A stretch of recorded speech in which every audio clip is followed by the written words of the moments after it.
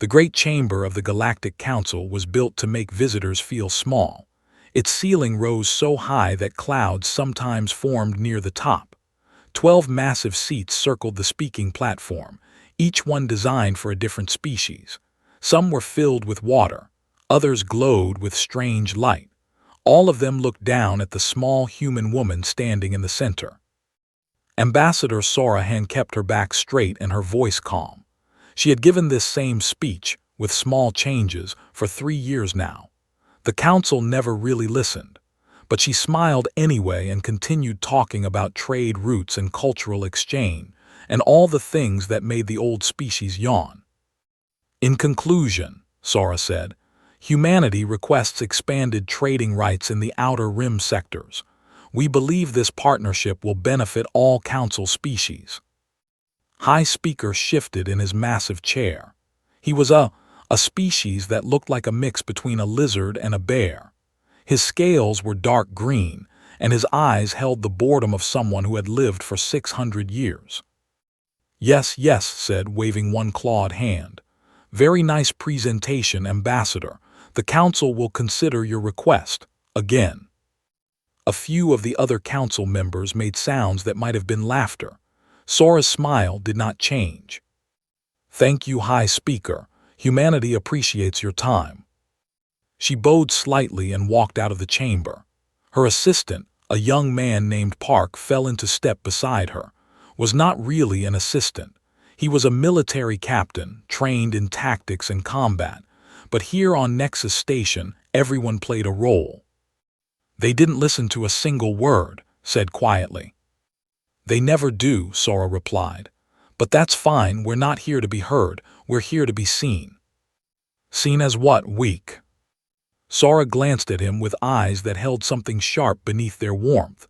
Seen as harmless, there's a difference. In a private room behind the council chamber, the real meeting was happening. High Speaker poured himself a drink while the other council members relaxed. Without the humans present, they could speak freely. 15 years, said, shaking his head. 15 years since we made contact with Earth, and they still come here begging for scraps like children. Counselor, a tall and thin being with silver skin, made a soft sound. They are persistent. I will give them that. Persistent and boring, said another council member, a creature made mostly of floating gas. Always smiling, always polite, do they have no pride? Archon, the eldest member of the council, did not join the laughter. He was a species known for their long memories and careful study of other races. His body was small and wrinkled, but his mind was sharper than any blade. I have been reading about Earth, said quietly. Snorted, why? What could those primitives possibly have worth studying? Their history, pulled up a holographic display. Images appeared in the air, cities burning, soldiers marching, mushroom clouds rising over ruined landscapes. Before they reached space, humans spent most of their existence killing each other. They invented weapons that could destroy their entire planet. They used them. The council members looked at the images with mild interest, like adults watching a child's drawing. Ancient history, said. They've been civilized now. Space travel has a way of calming species down. We've seen it 100 times. Have we? Asked. I've studied 100 species. None of them have a history like this. None of them needed to invent a word for genocide because they did it so often. And yet look at them now, laughed, smiling and bowing and asking for permission to trade. Whatever darkness was in them, it's been bred out. They're domesticated. Said nothing more, but he saved the files to his personal archive. Something about humans made him uneasy. A predator that chose to act like prey was still a predator. Far above Nexus Station, Admiral stood on the bridge of his ship, the S Resolve. It was a modest vessel, at least on the outside. The perfect size for a diplomatic escort. Nothing that would make the council nervous. Was a tall man with gray hair and calm eyes. He had served in Earth's military for 30 years. He had seen things that would break most people, but he had learned long ago to keep his feelings locked away, like weapons in an armory, ready when needed, hidden when not. "Admiral," Lieutenant approached him with a tablet in her hands. She was young, quiet, and very good at finding information that others wanted to stay hidden. "I've intercepted some communications you need to see." Took the tablet and read the data. His expression did not change, but his jaw tightened slightly. "The Helix Dominion," he said. "They've been watching our colony worlds for months, new in particular." His voice was steady, but there was anger underneath. "The colony is mostly farmers, families, children." "What do they want?" "Slaves, most likely. The Dominion's economy runs on forced labor. They probably think we're easy targets." Handed the tablet back. "Have you reported this to Ambassador Han?" "Not yet. I wanted your orders first." "Tell her, but keep it quiet. We don't want to cause panic." Turn to look out at the stars. "And start running combat simulations for the new system, just in case." Nodded and left. Remained at the window thinking about his daughter. She lived on New. She had moved there 3 years ago with her husband to start a farm. She was pregnant with her first child. His hands curled into fists at his sides. Then he relaxed them. Not yet. Not until it was necessary. In the dark spaces between stars, a fleet was gathering. Warlord stood on his command ship, looking at a holographic map of human territory. 7 colony worlds, young, poorly defended, the perfect targets. Was massive even by Dominion standards. His body was covered in thick armor plates that grew naturally from his skin. His species had evolved for war. They respected nothing but strength. "Tell me about the humans," said to his advisor. "They are new to the galaxy, Warlord. Their fleet is small. Their weapons are average. They spend most of their energy on diplomacy and trade." Diplomacy made the word sound like a disease. A species that talks instead of fights. They are prey. "Some say they were warriors once, long ago." "Once means nothing. What matters is now, and now they are soft," pointed at New on the map.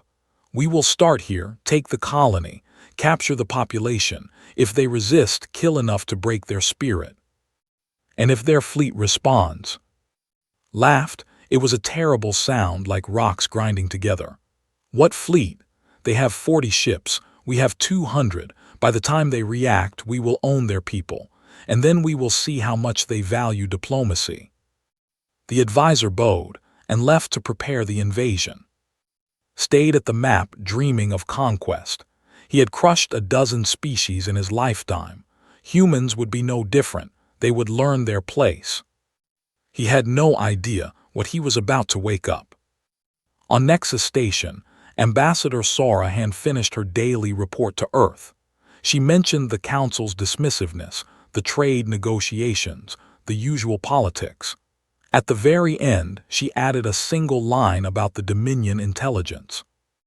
Then she sat alone in her quarters, looking at a small photograph. It showed her younger brother, who had died in Earth's last great war.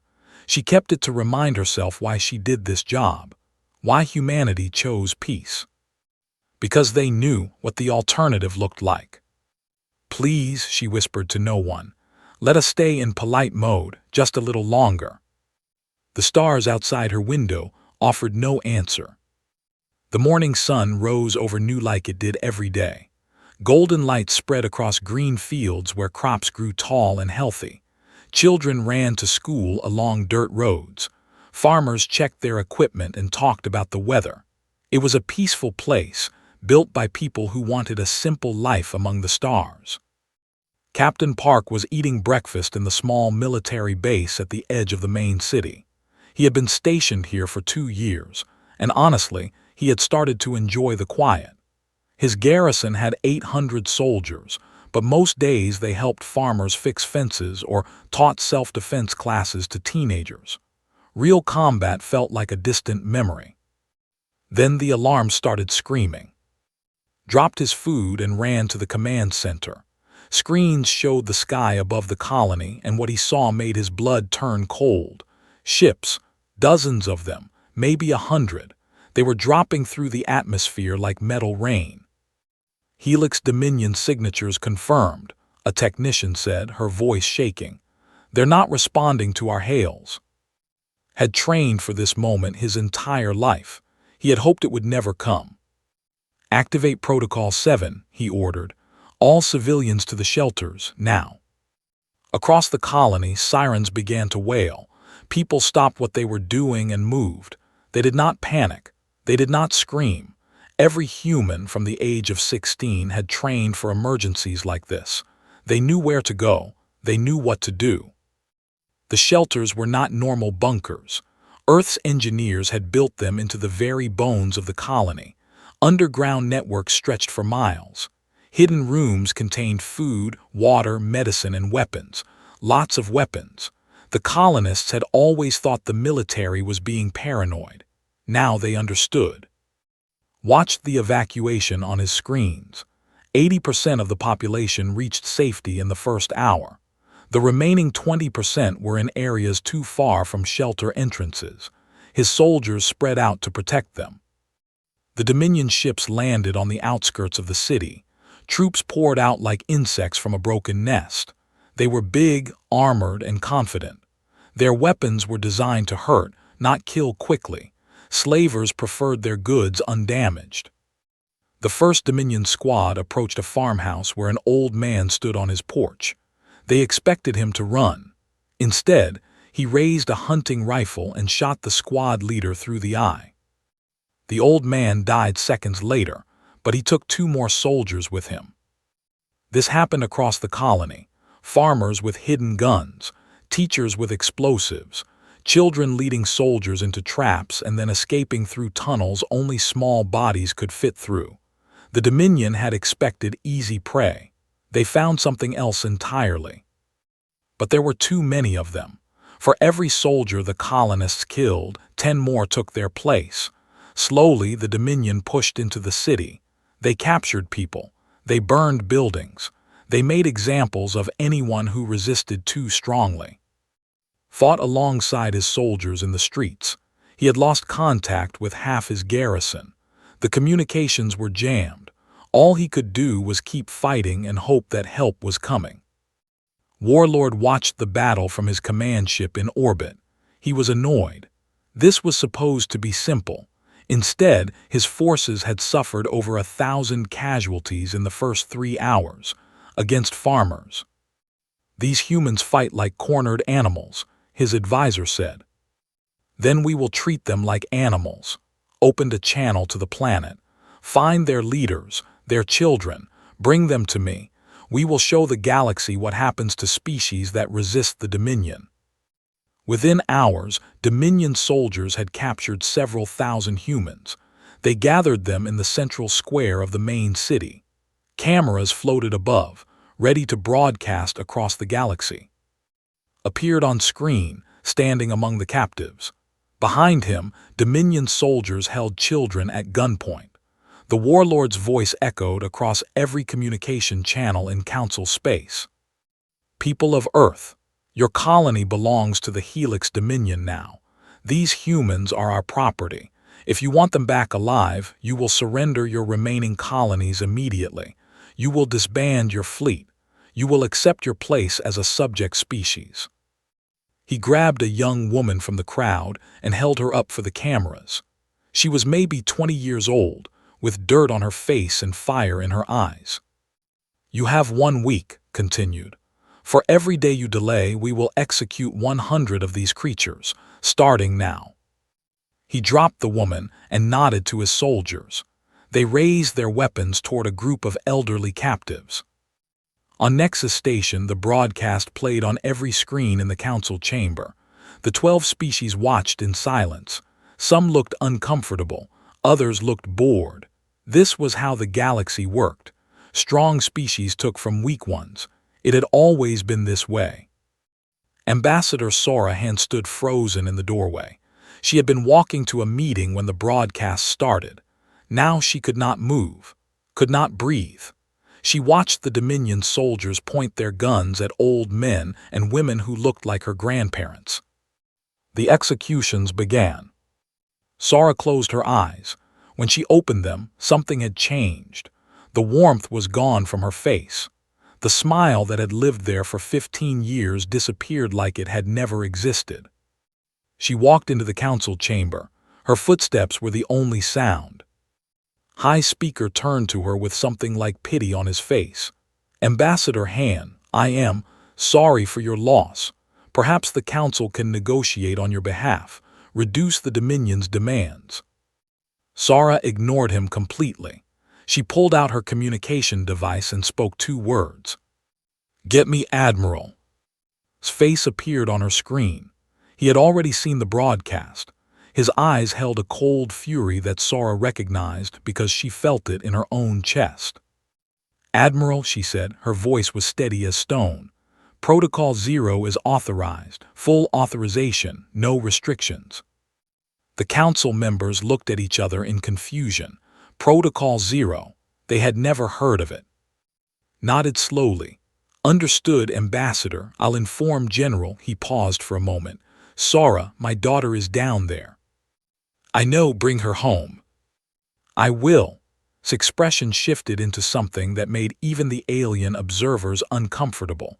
Polite mode is now off. The communication ended. Sara turned to face the council. They expected tears, begging, desperate pleas for help. Instead, they saw something that would haunt their dreams for years to come. They saw a human smile, not the warm, friendly smile they were used to. This smile showed teeth. This smile promised pain. The Helix Dominion has made a mistake, Sara said quietly. The Galactic Council should stay out of what happens next, for your own safety. She walked out without waiting for a response. On the surface of Nu, Captain Park had retreated to a hidden bunker with the last of his soldiers. They were out of ammunition, out of options. Above them, they could hear Dominion troops searching. Then his emergency radio crackled. A voice came through that he had never expected to hear. Captain Park, this is Admiral. Protocol 0 is active. Hide your people and stay down. His hands were shaking. Protocol 0, every soldier knew what it meant. He had seen the classified briefings. He knew what was coming. Admiral, he whispered, how long until you arrive? 16 hours, can you hold? Looked at his wounded soldiers, at the civilians they were protecting, at the scared faces of children who had seen too much death. We'll hold, he said, just don't leave anything standing when you get here. I won't. The radio went silent, gathered his people close. Help is coming, he told them. Real help, the kind we don't talk about. A young soldier frowned. What does that mean, sir? Thought about how to explain it. He thought about Earth's history, about the wars, the weapons, the fury that humans had learned to lock away. It means, he said slowly, that the galaxy is about to learn why we're so polite, because when we stop being polite, God help anyone standing against us. Above them, the Dominion celebrated their easy victory. They had no idea that their death was already racing toward them through the stars. The Galactic Council was in chaos. Representatives argued in a dozen different languages. Some demanded action against the Helix Dominion. Others said it was not their problem. A few quietly suggested that humanity should simply accept their fate. After all, stronger species had absorbed weaker ones since the beginning of time. High Speaker tried to maintain order, but even he was uncertain. The human ambassador's behavior had disturbed him. Where were the tears? Where was the begging? Humans were supposed to be soft, emotional, easy to read. Sora Han had looked at him like he was already dead, like she knew something he did not. Perhaps we should contact Earth directly, Counselor suggested. Offer our support. Surely they cannot face the Dominion alone. With what? Replied. Their fleet is 40 ships. The Dominion has 200. The mathematics are simple. Humanity will either surrender or be destroyed. Then why aren't they surrendering? Archon asked quietly from his seat. Why did their ambassador smile? No one had an answer. The chamber doors opened and Ambassador Sorahan walked back in. She moved to the central platform and stood there in silence until everyone stopped talking. Her face was calm, professional, empty. "Members of the Galactic Council," she said, "I have a formal announcement to make." Ambassador Han said carefully, "Please understand that the Council sympathizes with your situation. We can negotiate with the Dominion, perhaps reduce their demands, save some of your people." "That will not be necessary." "Ambassador, be reasonable. You cannot fight them. Your military is." "Is what?" Sara interrupted. Her voice cut through the air like a blade. "Small, weak, inadequate." "I mean no offense, but facts are facts." Sora's lips curved into that same unsettling smile. "Let me tell you some facts, High Speaker. The Helix Dominion has committed an act of war against the United Earth government. As of 1 hour ago, Earth has officially declared war in response. This is not a request for Council assistance. This is a notification that we will be conducting military operations in this region of space." A murmur ran through the chamber. The gas creature made a sound like wind through dead leaves. "Military operations, with 40 ships against 200. This is suicide." "You misunderstand." Sara gestured, and a holographic display appeared above the platform. "General will explain." A new face appeared on the display. General was an older man with a shaved head and scars on his cheek. He looked like someone who had fought wars and won them. His eyes were tired but alert, the eyes of a man who had been waiting for this moment for a very long time. "Members of the Council," said, "I am the commander of United Earth Defense Forces. I'm speaking to you from our military headquarters on Luna. What I'm about to tell you is classified information that we have kept hidden since first contact 15 years ago." He pressed a button and the holographic display changed. Numbers appeared, ship counts, weapon specifications, fleet positions. The Council members leaned forward curious. Then they saw the numbers, and they stopped breathing. "Earth does not have 40 warships," said. "We have 437. The ships we have shown you are our diplomatic escorts. Our actual battle fleet has been hidden in classified locations throughout human space." Stood up so fast he nearly fell. "That's impossible. Our sensors would have detected." "Your sensors detected exactly what we wanted them to detect. Our stealth technology is approximately 3 generations ahead of Council standard. We developed it specifically to avoid detection." The display changed again. This time it showed weapon systems, energy outputs, destructive capabilities. Archon made a small sound. The numbers were not possible. Humanity had only been in space for 2 centuries. They should not have weapons this powerful. The Council's most advanced species had taken thousands of years to reach this level. Hal whispered. "Humans are creative when we're scared," replied simply. "And we're always scared. We spent most of our history afraid of each other. Every generation built better weapons, bigger bombs, faster ships. When we finally reached space, we didn't stop. We just got better at hiding what we were building." The display changed one more time. This time it showed military personnel numbers, training programs, reserve forces. "Every human citizen receives mandatory combat training starting at age 16, continued. "Every colony has hidden defensive systems built into its infrastructure. Every civilian knows how to fight, how to resist, how to survive. We are a species of soldiers pretending to be farmers and merchants and diplomats." Found his voice, it shook. Why hide this? Why pretend to be weak?" "Because we studied your history before you studied ours." His face was hard. "We saw how this galaxy treats young species. We saw how the strong destroy the weak before they become threats, so we decided to look weak. We smiled. We bowed. We asked politely for permission.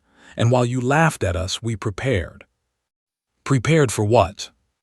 "For the day someone made us stop being polite." Ambassador Sorahan stepped forward. "The Helix Dominion touched our people. They threatened our children.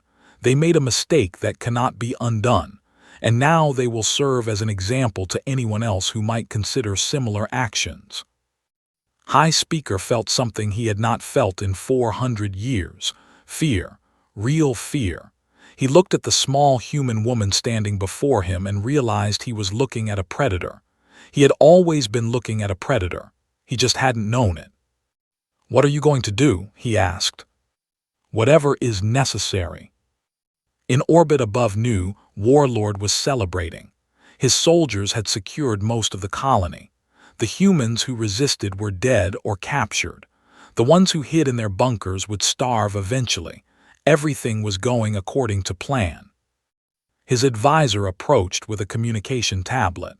"Warlord, we're receiving a message from human space." "Surrender terms." "No, Warlord, you should see this."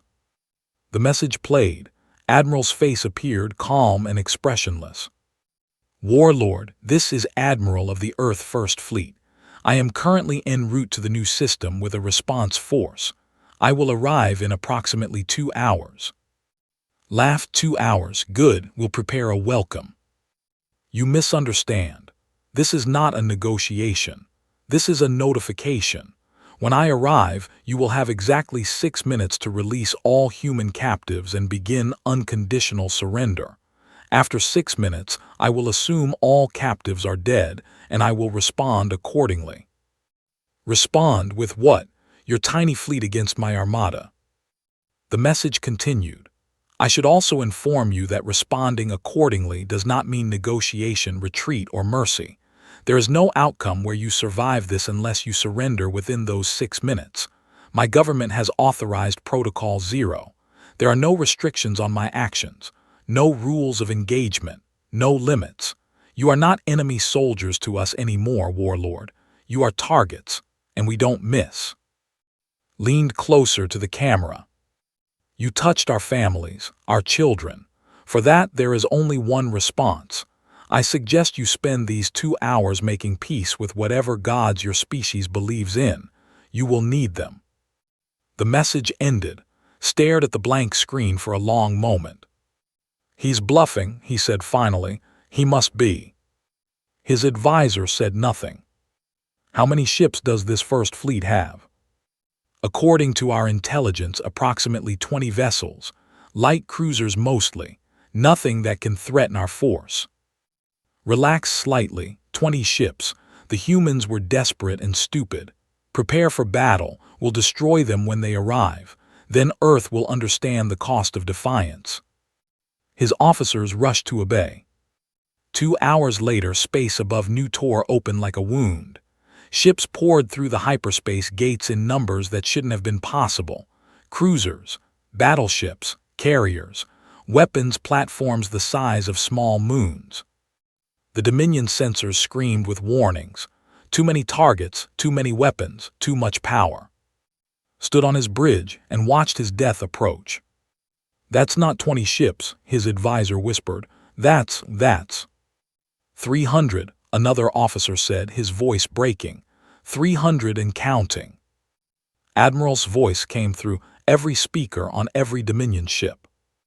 "Your 6 minutes start now. I suggest you hurry." Had believed humans were soft. He had believed they were prey. He was about to learn just how wrong he had been. The first minute passed in silence. Warlord stared at the human fleet surrounding his forces. 300 ships. 300 ships that should not exist. His mind could not accept what his eyes were showing him. "Warlord," his advisor said, "perhaps we should consider." "Silence." His voice was harsh. "They're bluffing. They wouldn't dare fire with their own people on the planet. We have hostages." "Sir, the humans are targeting their weapons." "Then target ours as well. Show them we're not afraid." The Dominion fleet shifted into battle formation. 200 warships against 300. Bad odds, but not impossible. Had won battles against worse numbers before. The second minute passed. Admiral watched the countdown on his display. His face showed nothing. Inside, his heart burned with cold fire. His daughter was down there. his grandchild, everything he loved. Lieutenant approached quietly. Admiral, the Dominion is powering weapons. They're preparing to fight. They always do at first. They still think this is a normal battle. And the hostages? Closed his eyes for a moment. Our ground teams are already moving. The moment the 6 minutes end, they'll execute extraction protocols. We trained for this. And if the Dominion kills hostages before we can reach them, then we kill them all, every last one, and we make sure the galaxy sees what happens to those who murder human civilians. The 3rd minute passed. On the surface of Nu, Captain Park watched his tactical display light up with friendly signals. Human special forces were dropping from orbit, invisible to Dominion sensors. They landed in the shadows between buildings, in the forests outside the city, in areas the enemy had already secured. Gathered his surviving soldiers. The fleet is here. In 3 minutes, things are going to get very loud. Our job is to protect civilians and take out any Dominion troops near the hostage locations. Can you do that? His soldiers nodded. They were tired, wounded. Some of them were crying, but when they checked their weapons, their hands were steady. Good. Today, we show these bastards what it means to attack a human colony. No mercy. No mercy, his soldiers repeated. The 4th minute passed. Was beginning to sweat. The human fleet wasn't moving, wasn't attacking. They just waited, like predators watching prey that didn't know it was already dead. Warlord, an officer called out. We're detecting multiple small craft entering atmosphere. They're too fast to track. Unknown, sir. They're using some kind of stealth system. We can't get clear readings. Felt the first real spike of fear. How many? We don't know. Hundreds, maybe. They could be everywhere by now. The warlord grabbed his communication device. All ground forces, this is Warlord. Execute the hostages. All of them. Now. His order traveled through Dominion channels. On the surface, soldiers raised their weapons toward the gathered humans. They never got the chance to fire. The 5th minute ended. Captain Park moved faster than he had ever moved in his life. His team burst from their hiding positions and hit the Dominion guards from behind. Quick, silent, deadly. One shot, one kill. By the time the enemy realized they were under attack, half of them were already dead. Across the city, similar scenes played out. Human special forces appeared from nowhere, striking with perfect coordination. They didn't shout. They didn't hesitate. They simply eliminated every threat between them and the hostages. One Dominion soldier managed to aim at a group of children. A knife caught him in the throat before he could pull the trigger. The young woman who threw it was the same one had grabbed for the cameras. She had escaped hours ago. She had been waiting for this moment. The 6th minute arrived. Admiral opened a channel to the Dominion fleet. His voice was calm and quiet, which somehow made it more terrifying. Your 6 minutes are up, Warlord. I offered you mercy. You refused. What happens now is your own doing. Screamed into his communicator. All ships fire, fire everything. The Dominion fleet launched every weapon they had. Missiles, energy beams, kinetic rounds. A storm of destruction aimed at the human fleet. The humans fired back. It wasn't a battle. It was an execution. Human weapons were 3 generations more advanced than anything the Dominion had ever seen. Their shields were stronger. Their guns hit harder. Their ships moved faster. Every Dominion volley was blocked or dodged. Every human strike hit home. In the first 60 seconds, the Dominion lost 40 ships. Watched his fleet die around him. Explosions lit up the darkness of space like a second sunrise. Ships he had commanded for decades became expanding clouds of gas and debris. His warriors, his soldiers, his people, died screaming in the void. "This can't be happening," he whispered. "This can't be happening." His command ship rocked as human weapons found their mark. Systems failed. Lights flickered. The smell of burning metal filled the air. Warlord, his advisor shouted. We need to retreat. Retreat where? They've cut off our escape routes. They've blocked every hyperspace lane. Stared at his tactical display, watching his fleet disappear. They planned this. They knew exactly what we would do. How is that possible? Sir, we're receiving another transmission from the human admiral. Didn't want to hear it, but he had no choice. His face appeared on screen. Behind him, his bridge crew worked with quiet efficiency. No celebration, no joy, just professionals doing a job. Warlord, you have lost 130 ships in the last 4 hours. Your remaining forces are surrounded. I am offering surrender one final time. Felt something break inside him. Pride, arrogance, the certainty that he was superior, all of it crumbled to dust. Why, he asked, why are you offering surrender? You could destroy us easily. Because killing brings us no pleasure, Warlord. We do it when we must, not when we want. But understand this clearly. You threatened our children. You came to take our people as slaves. If you do not surrender in the next 60 seconds, surrender will no longer be available. Every Dominion soldier in this system will die, including you. Opened his mouth to respond. 60 seconds passed. Too late, said softly. You should have chosen faster. The final phase of the battle lasted 2 more hours. When it ended, there were no Dominion survivors. Not a single ship escaped. Not a single soldier lived. On the surface, Captain Park reunited with the hostages. Most of them were safe. Many were wounded.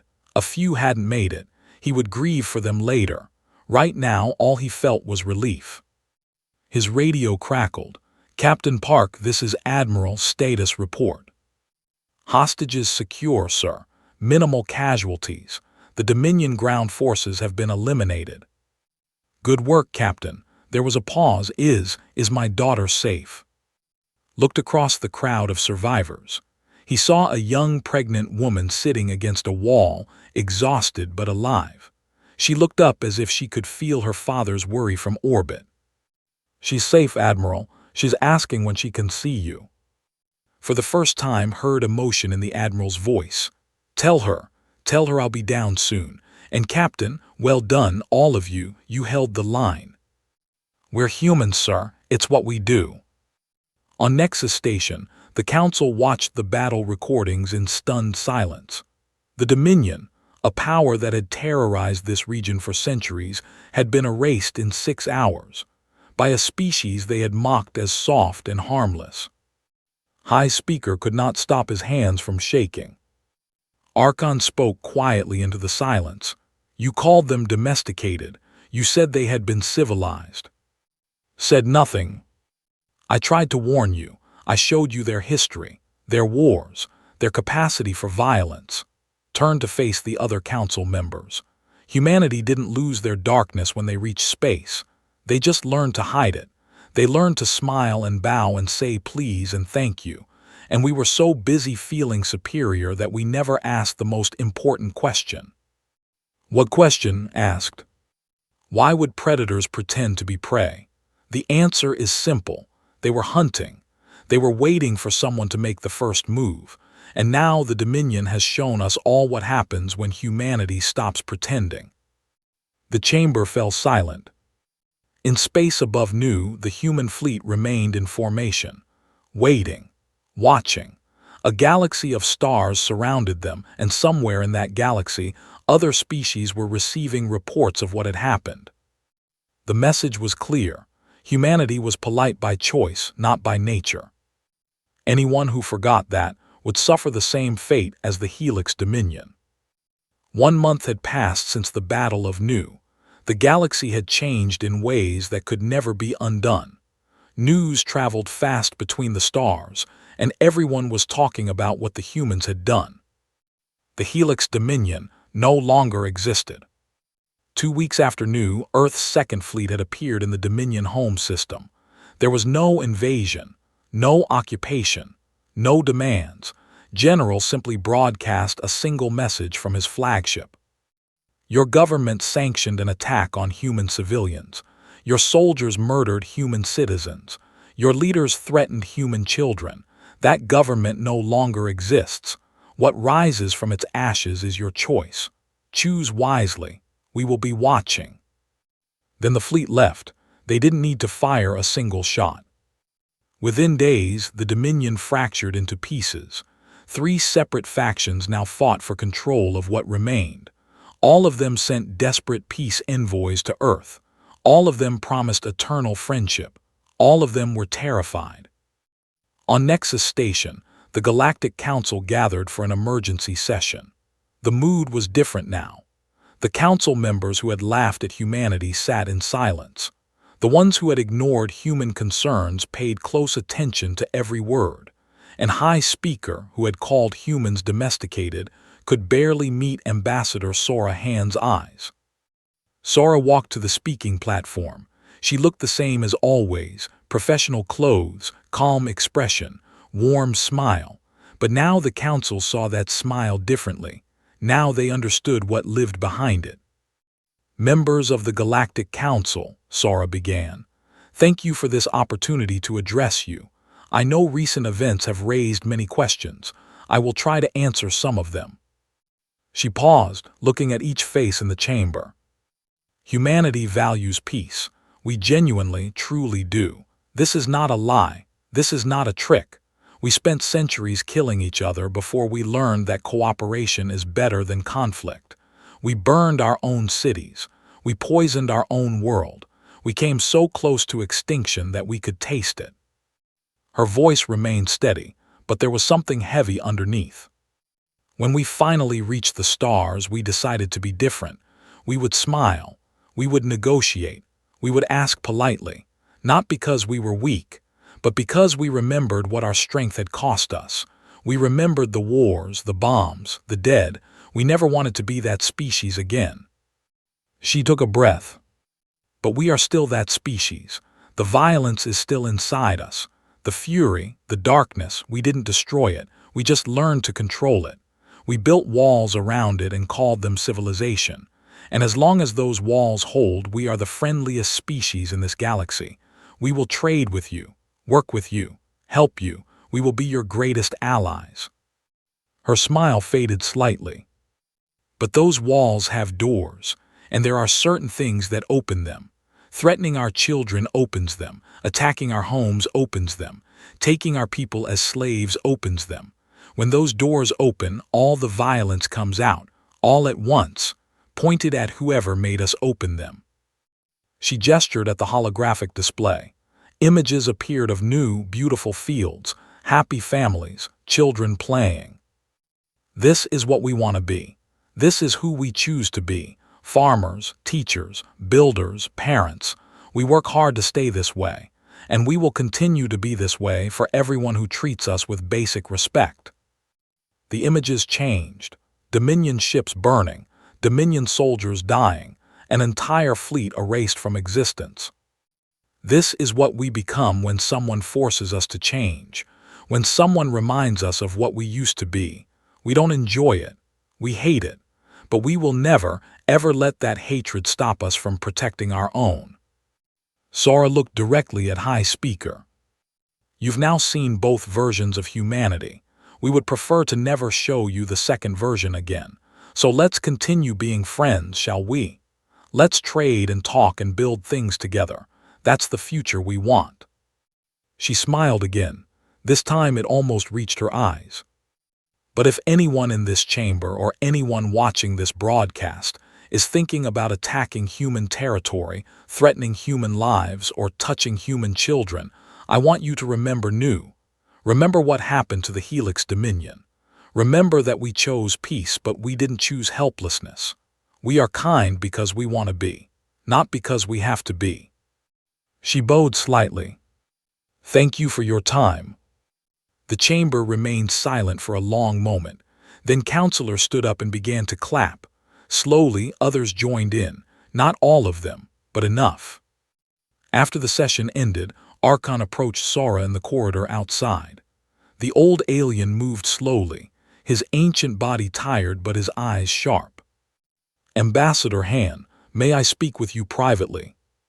Sora nodded. and they walked together to a quiet balcony overlooking the stars. "I've been studying humans for 15 years," said.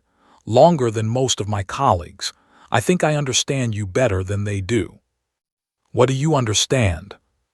"That you're not pretending, the politeness is real, the kindness is real, you genuinely want peace." Sora nodded slowly. "We do. But so is the violence." Looked at her carefully. "That's the part I've struggled to understand. How can both exist in the same species? How can you switch so quickly between gentleness and fury?" Sora was quiet for a moment.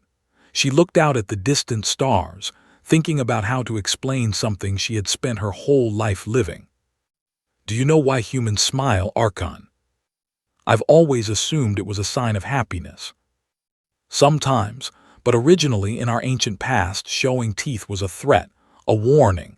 Our smile is the shape of aggression transformed into greeting." She turned to face him. "That's what we are. We took our darkness and reshaped it, redirected it. The same instincts that once made us killers now make us protectors. The same fury that burned our cities now defends our children." "And the guilt?" asked. "Do you feel guilt for what you did to the Dominion?" "Every day." Sora's voice was soft. "Every single day. We killed thousands of living beings, destroyed families, ended futures that might have held peace and growth. We did it because we had to, but we will carry that weight forever." She met his eyes. "That's what makes us human, Archon. We can burn the galaxy down to protect our people, but we hate every second of it. And that hatred, that pain, that guilt, that's what keeps the walls strong. That's what keeps us choosing peace instead of war." Nodded slowly, he finally understood. "Thank you, Ambassador, for your honesty. Thank you for listening." Far above them, the S-Resolve held orbit around Nexus Station. Admiral stood alone on the observation deck, looking down at the lights of the station below. The door opened behind him. Lieutenant entered quietly. "Admiral, the fleet is requesting final orders before we return to Earth." Didn't turn around. "How are the survivors from New?" "Most have been relocated to temporary housing on nearby stations. Medical teams are treating the wounded. Psychological support has been provided." Paused. "Your daughter asked about you again." For the first time in a month, smiled. A real smile, tired and sad but genuine. "Tell her I'll visit as soon as we dock on Earth. Tell her grandfather wants to meet the baby." "Yes, sir." Hesitated. "Admiral, what do we do now?" Finally turned around. He looked older than he had a month ago. The weight of everything he had done showed in every line on his face. "Now we go home. We rebuild. We plant crops and raise children and write poetry and do all the things that make life worth living. We be the species we want to be. And if someone threatens us again, then we remind them why that's a bad idea." Walk toward the door. "But until that day comes, we smile, we shake hands, we ask politely. That's who we are, Lieutenant. Wolves who learn to tend gardens." He paused at the doorway. "Signal the fleet. Tell them to stand down from combat readiness. We're switching back to diplomatic protocols." Polite mode reactivated. Looked out at the stars one more time. Somewhere out there, other species were watching, learning, remembering.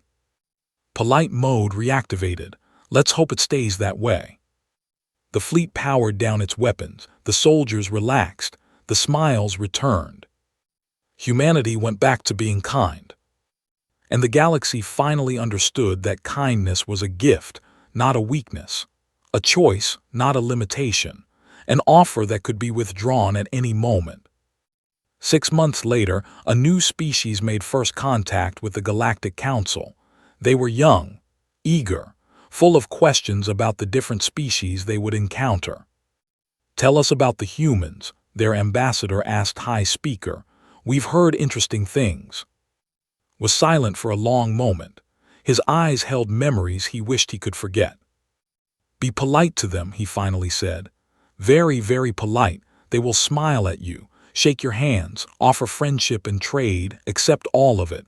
Return all of it, be their friends. And if we don't, shuddered, then the Galactic Council will observe a moment of silence for your species, because you will not survive long enough to learn from your mistake. The new ambassador frowned. Are they really that dangerous? Looked out the window at the stars. Somewhere out there, human ships were carrying goods between worlds. Human diplomats were building alliances. Human children were playing in fields of green.